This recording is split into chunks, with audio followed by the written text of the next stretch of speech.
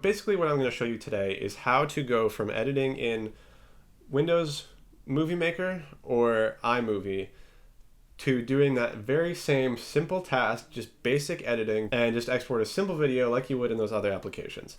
Now once you open Premiere, the first window you're going to want to care about is the project window. Here's where you're going to import media and store your files within the Premiere program. The next window on your screen should say program. It'll say no sequences yet because we don't have anything in Premiere yet. If you're missing any of these panels, you can go up to Window, Workspaces, and click All Panels. Next panel we'll see is Effects. We have Tools on the left side. We have your timeline down at the bottom, and then your audio levels on the side. Your project might look a little different depending on how Premiere automatically sets up all the windows, but the same workspaces should be there if you hit all panels up in the window option. We're going to start with importing media into Premiere Pro. A couple different ways to do it is right click, click import, or super simple to hit Command or Control I on your keyboard, pops up the window right away. First step that I'm going to do is I'm going to make a new folder. That keeps your organization clean and helps you remember where everything will be within your Premiere project. You can go down here to New Bin. I'm going to name that Video. And what I'm going to do next is I'm going to hit New Bin. I'm going to name that Audio. I actually have clips from a previous project that I had called Trip to the Airport, and I'm going to use those clips for the sake of this video. The next thing I'm going to do is go into my audio folder, and I'm going to import the music that I want to use. In this case, I used this super awesome resource that's called YouTube Audio Library. If you just type that in Google, YouTube has a library of music and sound effects that you can download for free anytime, one click of a button, and you're allowed to use them copyright free in your videos or whatever you're using. But a way to view your footage, you go into assembly mode to view and pick which footage I like the most. Once it's in your bin, you can double click it and it pops up in the source window, and there's actually a button in the middle that says play-stop toggle. You can hit play with the mouse cursor, or you can hit spacebar to stop and start your video. Now I'm going to click and drag my file, my video file, from the bin to the timeline, and it automatically creates something called a sequence, and that's where you're going to add in all your video, your audio, your sound effects. That's where you're going to mix all these different things. That's going to be your main panel to work with. So this is the part where you go through your video footage, you pick the clips that you like, you drag them into the sequence, into the timeline that you just created, and then you can get to work. Okay, now I've got all the clips that I want to use. I'm going to switch back over to all panels. So I'm back into the view that we first started with. You can see my video and audio bin on the left side. You can see the preview of my footage in the middle. The first thing that's important to recognize in your timeline is that there's a video space and an audio space. Top is the video, bottom is the audio. That can actually be seen on the left side where it says V1 and A1. When you look at the timeline, there's a blue line that goes top to bottom. That's your playback point. That's where your footage is stopping and starting. If I hit spacebar to play my footage, we can actually see the blue bar slowly moving across the timeline, and we can watch that in sync with my video playing in the preview box. Down at the bottom, there's this line that spans across the timeline. And so if you go to either end, click and drag towards the center, that stretches your timeline out and in a sense zooms in to your clips. So the shortcut to doing that, place 2 fingers on your mouse pad, on your trackpad, and move them in and out. Use 2 fingers across the trackpad to move back and forth. You can also hold down in the middle of the bar at the bottom to move your timeline back and forth as well. And so what's happening when you're stretching your timeline is you're stretching the frames of your video. And what I mean by that is video is essentially just photos matched up sequentially very quickly. The closer you zoom in, the more you can see each one of those single frames in your video, and the more precise you can be when you're editing. And I'm actually using the arrows on the keypad to move across the timeline as well. Now that I've dragged all of my clips into the timeline, some of these clips are way too long. I don't want to use the full video that I shot of it. The first tool we're going to run into is the selection tool. That is automatically selected. It's basically like your mouse cursor to click on things. The tool that we want to use is called the razor tool, and it actually shows you when you hover over it a little C. That's the shortcut. So I'm going to hit C to cut my clip where I want it. I'm going to make sure that it's right when the door opens. Yep, so we're right at the beginning. And so you hover that tool over the clip and a little line shows up and you just click. We come over to the selection tool. I want to delete that first part and I want to drag this clip over to the beginning. The left side where it says 0, 0 is the very beginning of your timeline. That's going to be the very beginning of your video.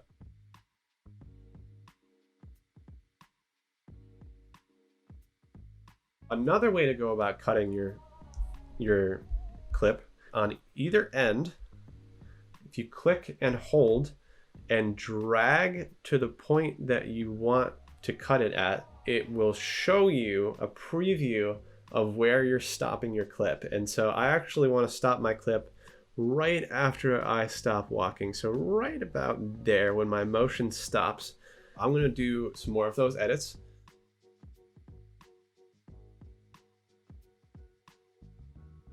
A lot of people like to put a title on their video. There's two ways to do that. You can actually go to the T on the left side when the tools panel where it says text, choose where you want that in your video. Say I want it when the garage door is opening. Your T tool is selected. You actually hover it over your video.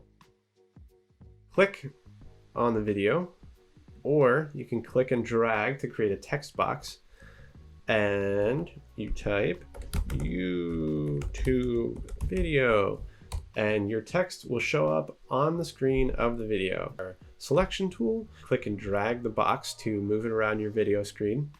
What that does when we type on top of the video down in our timeline, it creates a new layer shown here in pink. If we scrub over it, it'll appear when we move it over that box and it will disappear when we move it away. If you want to cut it, you can either use the razor tool for cutting, or you can drag either end to be longer or shorter, however amount of time you want to have that in there. Another way that you can do that, you can right click, speed/duration. And right here where it says duration, you can actually manually type in 10 seconds. And we can see on our timeline that the clip extended for 10 seconds now. Say you want to speed up or slow down a clip. I'm actually going to speed up this clip of the luggage moving on the conveyor belt. It's kind of slow. I want it to be a little bit quicker.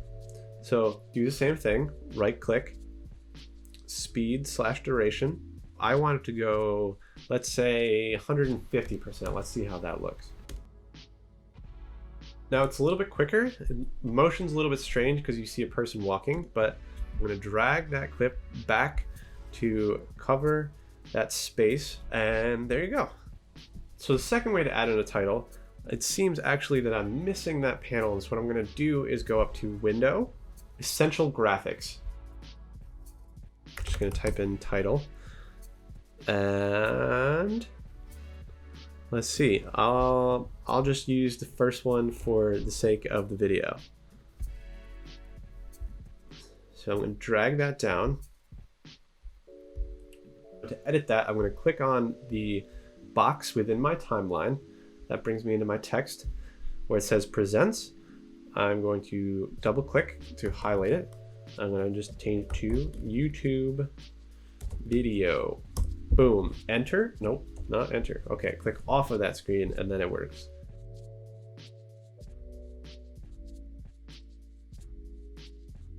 Now we're going to dive into sound. Here's how we delete the audio without getting rid of the video. Right now, if you click on one, the top layer, the video, is attached to the bottom layer, the audio.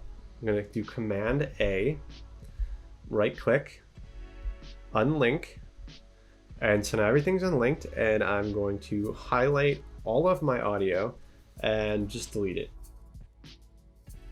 I'm going to go back to my project folder where my audio and video bins are. I'm going to go into audio because I know that's where I put my song. I'm going to click and drag that down into the timeline just like I did with all my other clips. I'm going to zoom in, hit C. I'm going to cut the song at the end of the video, and then I'm just going to delete the rest of the song that goes past the end of my video. One last thing that I want to do is I want to add in a fade into the video and a fade out of the video. And then I also want to add in a fade into the audio and a fade out of the audio. We're going to go to the beginning where I want to add in the fade. And we're going to go into our effects panel now. We are going to go into video transitions. We're going to go into dissolve. And here, the one I like to use the most are either dip to black or cross dissolve. So I'm going to drag that one onto the timeline from the effects panel right to where I want it on my clip. Perfect fade in.